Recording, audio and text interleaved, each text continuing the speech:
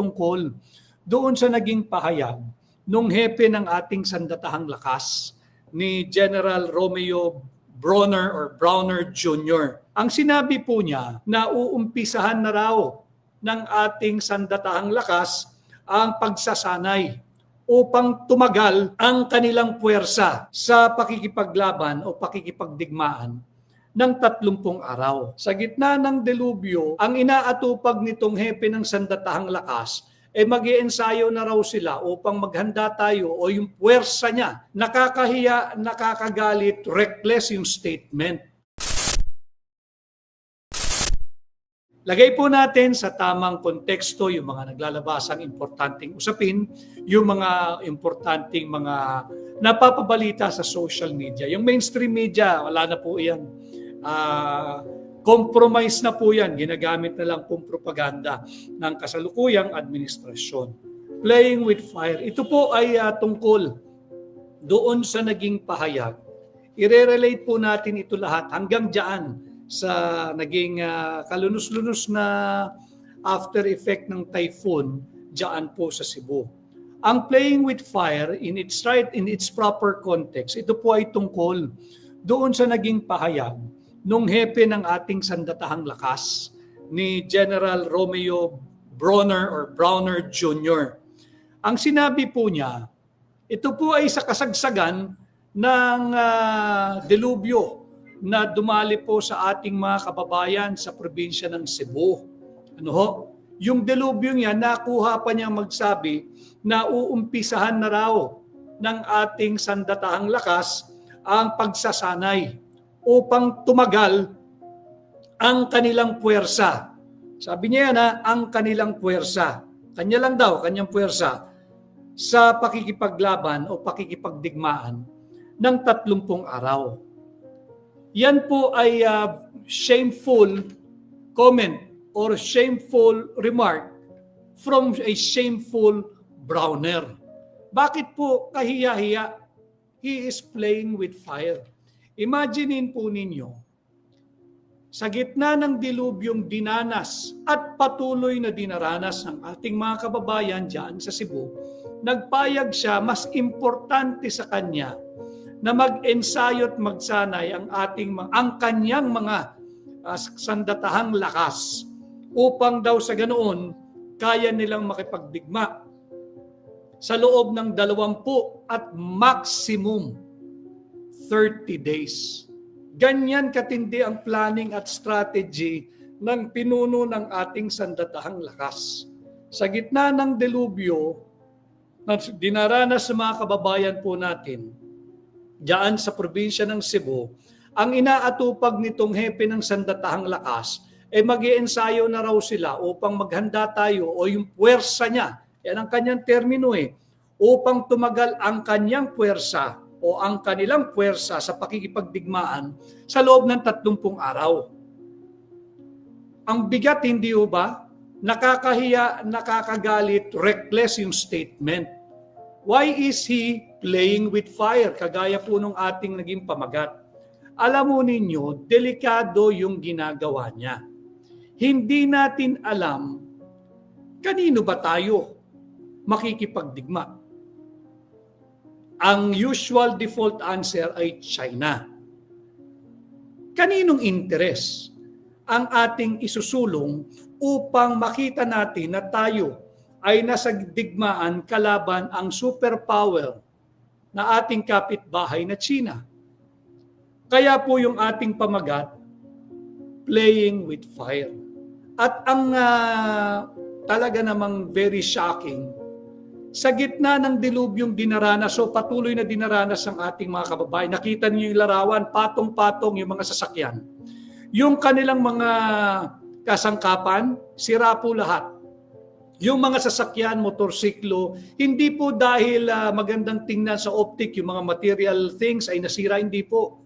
Karamihan po doon, if not all, ay ginagamit nila sa kanilang hanap buhay, sa kanilang negosyo.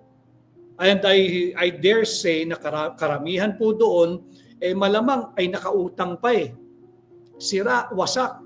Yung iba ron at karamihan din doon ay hindi insured. Paano po sila babangon?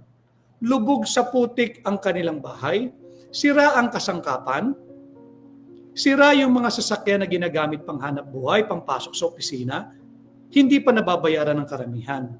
Wala naman din po silang emergency money. Yan po'y napatunayan na may isang pag-aaral. 2 out of 10, only 2 out of 10 Filipinos ang merong emergency or standby money in cases of emergency. Ganun po ang estado ng pananalapi ng mga ordinaryong Pilipino, yung low income at middle income. Ito nga po ang inaatupag gera. Bakit po siya naglalaro ng apoy? Ang tanong nga po natin, kaninong interes bang sinusulong mo? Interes ng Pilipinong lubog sa baha? O interes ng mahilig makialam na Amerikano na matagal na nating alyado? Eh hindi ba doon sa katatapos na APEC meeting, nag-usap yung dalawang supposedly ay magkabangga, si Donald Trump ang pinuno, ang Pangulo ng Estados Unidos, at si Xi Jinping ng China. At meron silang pagkakasundo doon na mas mainam na mag-usap sila at i-diffuse at de-escalate kung anumang tensyon ang namumuo, ang masaklap gamit ang Pilipinas, gamit ang Pilipino. Ito na nga, si AFP Chief of Staff Romeo Browner Jr. nagpahayag, naghahanda na po sila, nag-iensayo na sila para daw tumagal ng 20 hanggang 30 araw yung kanilang pakikipagdigma, yung kanya daw pong puwersa. Malinaw po yan sa naging pahayag niya. Dahil daw po, umaasa siya na on or before the 30th day, sasaklolo na ang puwersang Amerikano gamit na yung Mutual Defense Treaty of 1951. Ganyan katindi mag-strategize at magplano yung ating pinuno ng sandatahang lakas. Kaninong interes ang sinusulong mo? Bakit tayo papasok o susuong sa isang shooting war o digmaan? Laban kanino? Again, as I have said early in our live, laban sa China? Kaninong interes ang iyong isinusulong? Bakit ang tapang-tapang mo, 30 days maximum lang pala ang itatagal ng puwersa natin? Yun kung tumagal tayo ng 30 days. At ang planning ho na ginagawa nito, dahil siya ay confident, kampante siya, na on or before the 30th day, nariyan na yung rest back. Nandyan na yung alyado, yung Estados Unidos, nandyan na yung saklolo. Kaya po tayo nag-uusap ng ganito upang ilagay natin sa tamang konteksto at ulitin ko, magabayan kayo. Sapagkat hindi po ito gera ng sandatahang lakas ng Pilipinas lamang. Hindi po ito gera ng puwersa ni General Romeo Browner Jr. lamang. Kaladkad po tayong lahat dito. Pati po mga anak natin may tama dito. Ang ekonomiya natin lalagpak dito, higit na lalagpak. Alam mo ninyo, yung 30 days maximum, ang ibig sabihin lang po niya, they will try to hold the line and they will try to preserve our forces. Ibig sabihin, walang malinaw na plano na mananalo tayo sa digmaan. Yung 30 days niya, hold the line. Preserve our forces. Huwag maubos, huwag mag-decimate yung ating puwersa. Pwede ba yun? Ito yung maliwanag na halimbawa. Yung 1951, na lagi nilang sinasangkalan at ginagawang sandigan upang makumbinsi ang mga Pilipino na handa tayo makipagdigma dahil nariyan ang puwersang Amerikano. Hindi po totoo yun. Sapagkat yung 1951 Mutual Defense Treaty, wala naman po yung mga pinagtatalunan ngayon dyan sa South China Sea, yung Scarborough Shoal. Hindi po kabahagi yan nung teritoryo ng Pilipinas na ibinenta ng bansang Espanya sa halagang $20 million sa Amerika. noong 1898, noong Treaty of Paris. Wala pong Scarborough Shoal doon. At noong nagpirmahan po ng MDT, wala pa rin po doon. So, hindi po automatic yun. Papasok po ang Kongreso ng Estados Unidos. Kinakailangan muna ay maaprubahan ng Kongreso ng Estados Unidos at pahintulutan ang Department of War. Hindi na po Department of Defense, Department of War ng Estados Unidos na sila ay magpadala ng puwersang Amerikano, ng kanilang mga equipment, ng kanilang mga barkong pandigma, eroplano, lahat bago tayo matulungan. Yung 30 days na pangarap po ng ang pinuno ng ating sandatahang lakas, si General Romeo Browner Jr., lagay po natin sa tamang konteksto. Kasalukuyan po ay meron tayong nasusubaybayan na shutdown ng federal government sa Estados Unidos. Ito pong shutdown na ito ay nagsimula noong October 1, 2025. Gobyerno na po nila ito. Pag nag-shutdown po yung gobyerno, yung mga empleyado po nila, mga 2 milyon na to date, mga 2 milyon na ang suspendido po yung sahod ng 2 million employees nila ng Estados Unidos more or less. Bakit? Kasi nga po may shutdown na nagsimula noong October 1, 2025. Ano po epekto nun? Mga 750,000 workers po nila ay furloughed o pinagpahinga. Yung tinemper na salita na sinibak. Siguro i-recall later pagka meron na ho silang kasunduan doon sa kanilang kongreso na pondohan na at magkaroon na ng malinaw na funding sa darating na 2026. Ano po yung pakialam naman nung shutdown ng gobyerno nila sa pinag-uusapan natin? Timeline po yung timeline. 20 to 30 days lamang po. 20 hanggang 30 araw lamang daw tatagal ang ating puwersa kung tayo ay sasabak sa digmaan. At yan po yung pinag-iensayuhan at pinaghahandaan ng ating sandatahang lakas. Do not get me wrong, the honorable ladies and gentlemen of the Armed Forces of the Philippines, I'm with you. Inalagay lang natin ito sa tamang konteksto dahil alam ko, hindi rin kayo lahat sang-ayon dito sa naging pahayag na ito.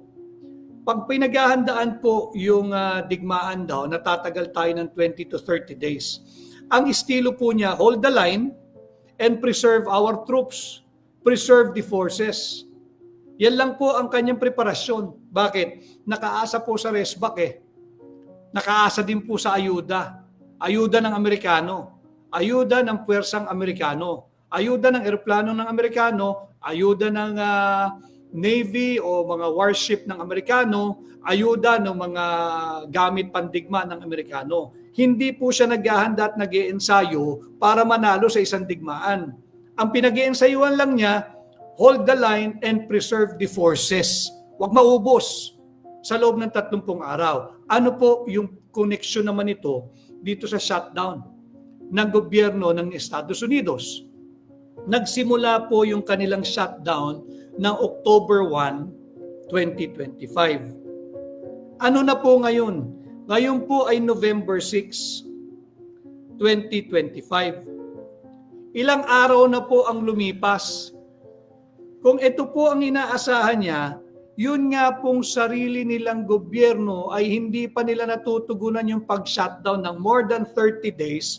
Ang paghahanda niya sa kanyang hold the line at preserve the forces policy ay 30 araw. Ano ang pumasok sa isipan niya? Bakit ganun siya kakampante, if not arrogant, na sabihin 20 to 30 days lang at darating na ang ayudang Amerikano?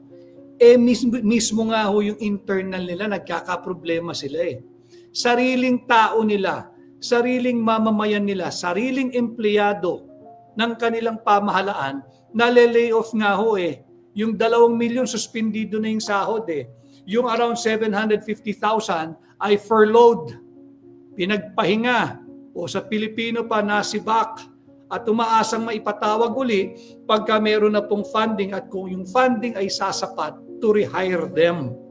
So, October 21, 2025, November 6, 2025 na ho. This is more than 30 days. Ang planning ho ni Browner ay 30 araw maximum ang kanyang hold the line and preserve our forces policy. Hindi ba't panlilin lang yun? Nakaasa ka, naghahanda kang makipagdigma, ulitin ko kanino? Kanino tayo makikipagdigma? Well, I guess the obvious answer is China. Okay, handa ba tayo? Ang pagnaghahandaan po niya in 20 to 30 days At hindi po siya naghahanda para manalo. Hindi po siya naghahanda para talunin yung puwersa ng makakalaban nating bansa. Naghahanda siya to hold the line, not to decimate our troops, and to preserve the forces. Maximum 30 days. Balikan po natin yung shutdown ng US federal government. More than 30 days na ho yun Hindi nga sila magkasundo-sundo sa internal na problema nila. Hindi na suspendido na po yung sahod ng 2 milyong empleyado ng federal government ng Amerika. 750 ay furloughed o pinagpahingang sapilitan o nasibak. Tapos aasa tayo in 30 days maximum. The Mutual Defense Treaty will kick in. Tatagal ba tayo ng 30 days to begin with? Okay. Alam mo ninyo, hindi kinakailangang magpaputok ng baril, mamit ng bala o kung anuman ang bansang China upang maramdaman natin ang hirap kung tayo ay makikipag-away sa kanila. Ito ho ay aking ginawang pagsusuri. Ang empleyado po, ang Pilipino po sa Macau alone. Kamusta po yung ating mga OFW, yung mga Filipino workers natin sa Macau? Ang estimate po, ang bilang po ng mga Filipino workers sa Macau ay around 31,000. 31,000 po ang Pilipinong nagtatrabaho sa Macau. At tayo po yung pinakamalaki, largest non-Chinese nationality group sa Macau. Pagbawal lang ng bansang China ang pag-iempleyo ng mga Pilipino sa Macau, tatapon nila pabalik sa Pilipinas. Ang 31,000 Filipinos working diligently and peacefully in Macau, trying to earn a decent living for their family so that they can send remittances from Macau to the Philippines. Isipin sana yan nung mga empleyado ng gobyerno at lalo pat opisyal bago magpahayag ng kung ano-ano. Pangalawa, itong mga ito ay nagtatrabaho sa hospitality industry, sa hotel, sa restaurant, sa Airbnb, sa gaming, sa construction. Diyan nagtatrabaho. Yung iba naman, of course, yung mga kasambahay ng mga taga Macau. 31,000 Macau alone. Pangalawa, sa Hong Kong, kamusta po yung ating mga kababayan at sumusubaybay from Hong Kong? Yung Hong Kong meron tayong around 130 to 140,000 Filipinos working and residing in Hong Kong. Iba pa yung 31,000 yung 31,000. Pagka sinabi lang ng China, pagbawal na ang pag-iempleyo ng Pilipino sa Hong Kong at Macau at persahan ng i-deport o pauwiin ang mga Pilipinong yan. Saan dadamputin yung 130 to 140,000 workers pagdating sa kanilang kabuhayan? Kanya nga po sila nagpakalayo-layo sa kanilang pamilya Hindi po sila umaasa diyan sa AKAP, diyan sa AIX, diyan sa kung anong ayuda galing sa kasalukuyang administrasyon. Sapagkat naniniwala sila kahit ano pang trabaho mo, basta't hindi mo ninanakaw at kinukurakot, marangal at may dangal at dignidad. Pag tayo ay pumasok diyan sa pinaghahandaang digmaan ni General Browner at nung kanyang puwersa daw, kung sino man yung puwersa niya, dagit po yung 31,000 Pilipino sa Macau, dagit po yung around 130 to 140,000 Filipinos working in Hong Kong. Dagdagan pa po natin para masundan at maunawaan po ninyo. Mainland China, around 2,500 in Beijing. Sa Beijing po yan ha. Yung sa Beijing, mostly professionals, mga teachers ng English, diyan po sa Beijing. Doon po sa Guangzhou, marami naman po dyan factory, 4,564 Filipino workers. Sa Shanghai naman,